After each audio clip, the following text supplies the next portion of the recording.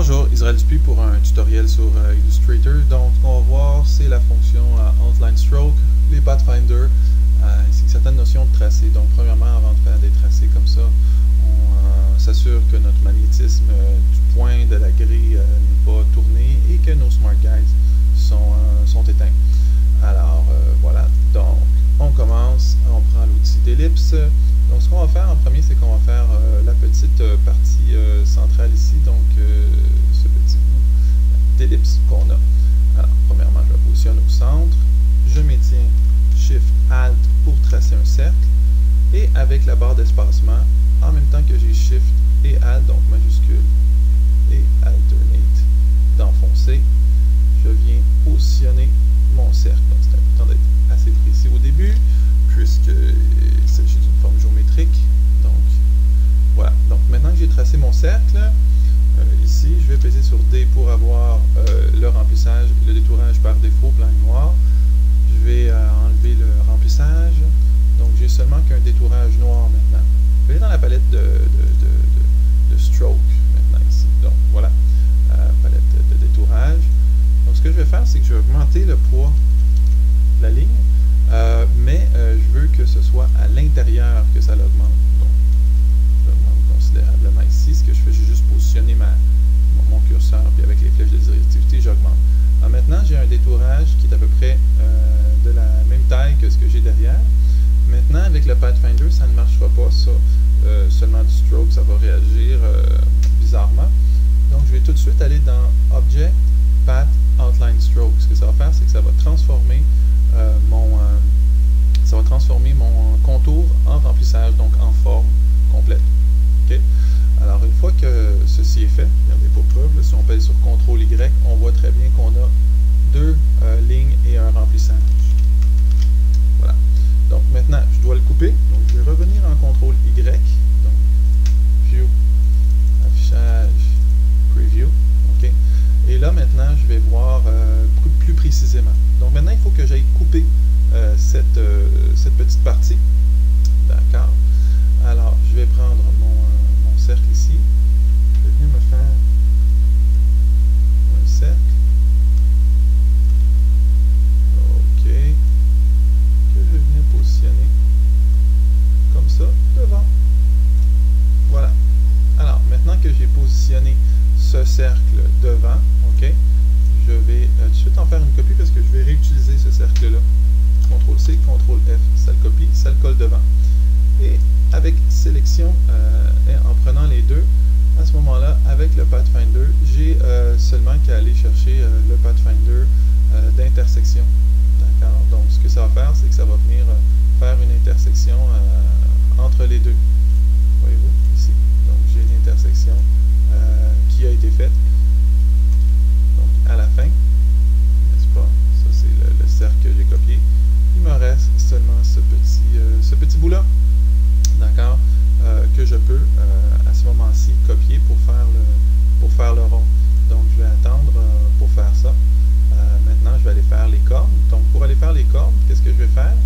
Je vais partir de ce cercle-là, OK, que je vais tout simplement grossir, n'est-ce pas, avec Shift et Alt, barre d'espacement. Alors, voilà, ici. Il est un petit peu plus petit, finalement.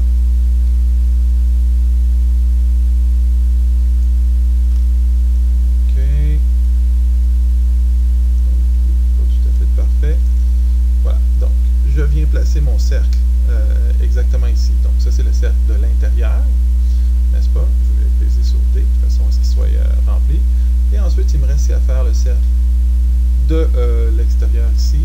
Donc, je vais aller, bon, je peux prendre ce cercle-ci, CTRL-C, CTRL-F, hein, bon, des trucs. Toutefois, je vais le mettre en arrière-plan, Arrange, Send to Back, donc disposition, mettre en arrière-plan, pour pouvoir bien voir l'autre en même temps.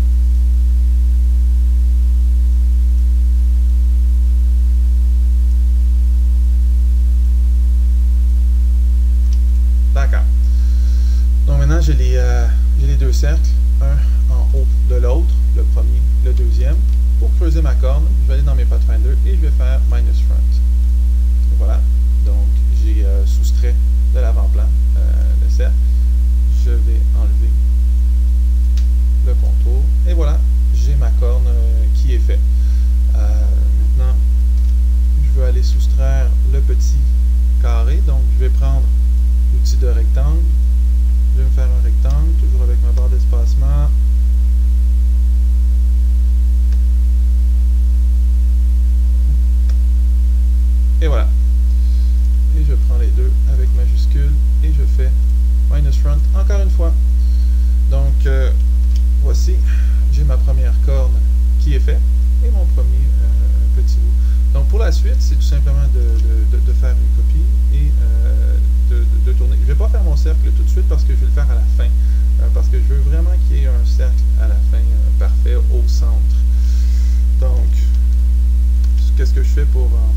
rotation. Je peux prendre l'outil de rotation, n'est-ce pas, et je vais le positionner au centre. Et quand je déplace ma forme, n'est-ce pas, je pèse sur Alt, ça en fait une copie. Alors, on voit que je n'étais pas exactement au centre là, quand j'ai fait mon axe de rotation, ce qui fait que j'ai un petit peu de travail à faire par la suite pour venir le positionner exactement. Donc ça, les outils de rotation, ça va faire l'objet d'un cours. Voilà ici, donc je viens de positionner, je vais venir régler les petits détails par la suite pour positionner exactement chacune de mes pièces. Donc ça, comme c'est un signe qui a été fait au départ à la main, on dirait qu'il n'est pas symétriquement correct. Ici. Un petit peu plus ici. Je peux me mettre en CTRL Y quand je fais des transformations comme ça pour être bien certain de respecter la forme. Voilà ici. Donc je fais les petites transformations par la suite. Donc évidemment le retraçage de logo, c'est important d'être vraiment pile poil avec la forme qu'on est en train de retracer, même si ça ne semble pas toujours logique, puisque c'est l'identité corporative. Voilà, donc j'ai fait ma deuxième corde. OK. Je vais faire ma troisième corde. Donc encore une fois, CTRL-C, CTRL-F, et je vais aller en faire un duplicateur. Donc je vais voir les outils de rotation un petit peu plus tard. Je ne vais pas nécessairement aller trop vite là-dedans. Donc je continue manuellement à faire mes petites rotations. OK. Donc voilà. CTRL-Y. Il y a une petite... Et voilà.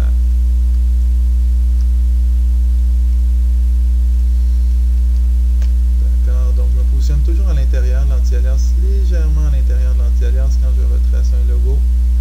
Légèrement à l'intérieur pour que le demi-pixel d'anti-alias soit sur la ligne. Et voilà.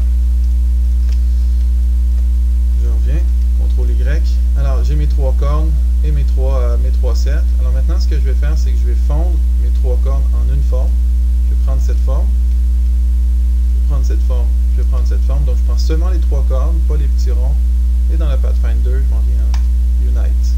Alors voilà, maintenant mes trois cornes sont unies. Qu'est-ce qui me reste? C'est de percer le centre avec un cercle. OK. Je vais mettre en CTRL-Y pour bien voir. Je me positionne au centre. Shift-Alt, barre d'espacement.